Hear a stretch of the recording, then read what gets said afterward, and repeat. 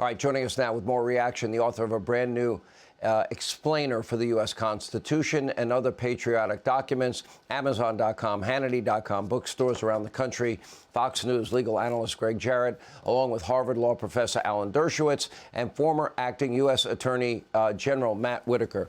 You know, this loan part or promissory note part is less impressive to me. Because if there's paperwork, if there was a loan, that would be perfectly legal and legitimate, I'm assuming, Matt Whitaker. The issue to me is what we have now found and discovered and what we are hearing from James Comer, that there are all these suspicious activity reports, all of these shell corporations they've identified, all of these tens of millions of dollars that the Biden family members were receiving, including grandchildren.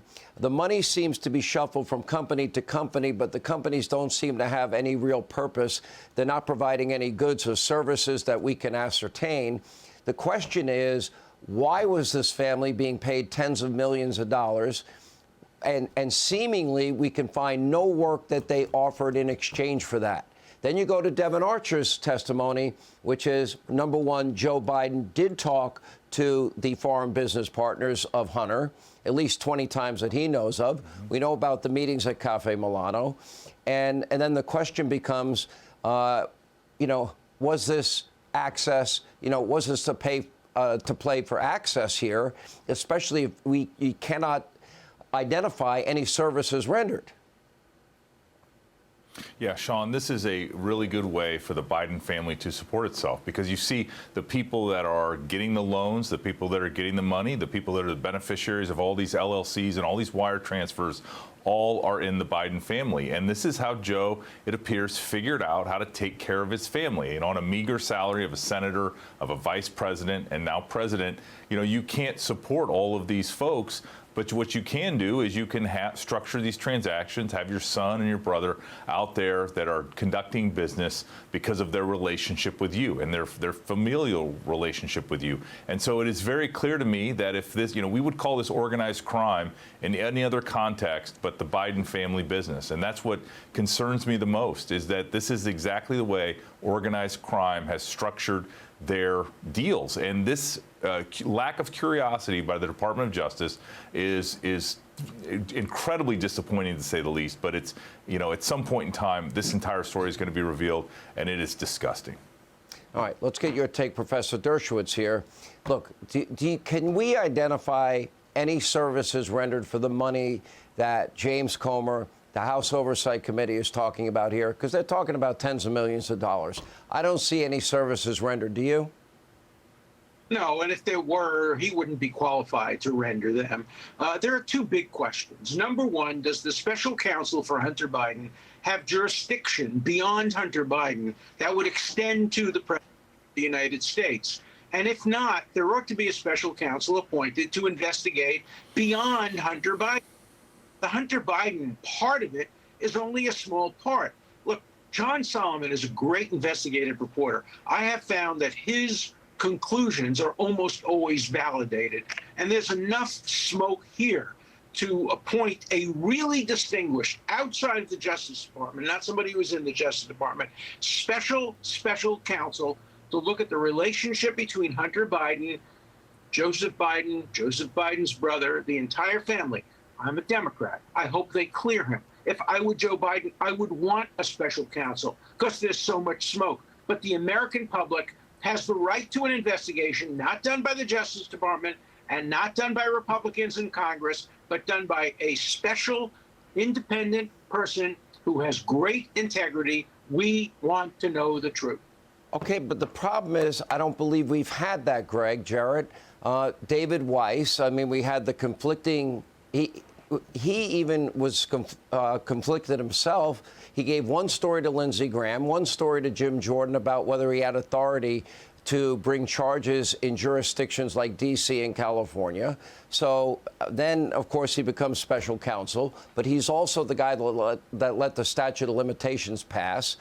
We now know Robert in fact, is not going to pursue any charges on the issue of top secret classified documents, and that Joe Biden's only going to get a stern lecture, just like Hillary got away with it, but they raid Mar-a-Lago. So I'm not sure that Joe Biden's Justice Department is capable of appointing the type of special prosecutor that Professor Dershowitz is referring to. Oh, I don't trust them at all, particularly David Weiss. I think he's part of the protection racket run by Merrick Garland and, to some extent, the FBI for the Bidens. You know, the news broke yesterday that Weiss has convened a grand jury in Los Angeles, Southern California, Central District, looking into potential tax evasion and tax fraud, apparently ignoring money laundering, FARA violations, and bribery statutes. But nevertheless, this strikes me as a potential charade by David Weiss.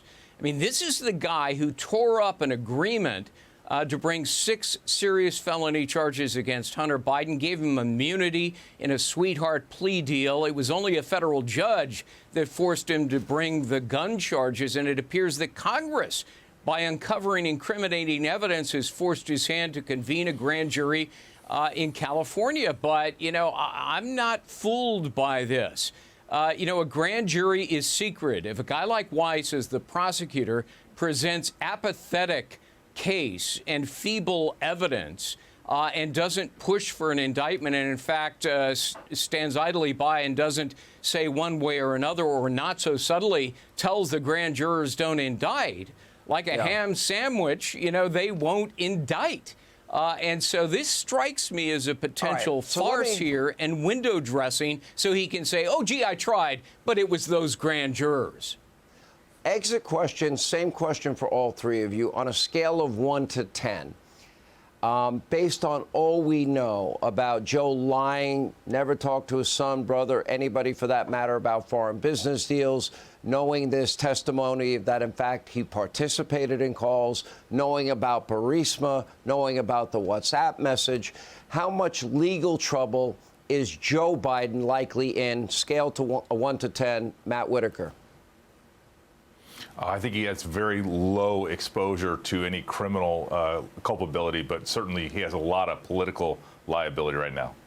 What about impeachment? Scale of 1 to 10. I think it's pretty high. I was just with Chairman Smith today.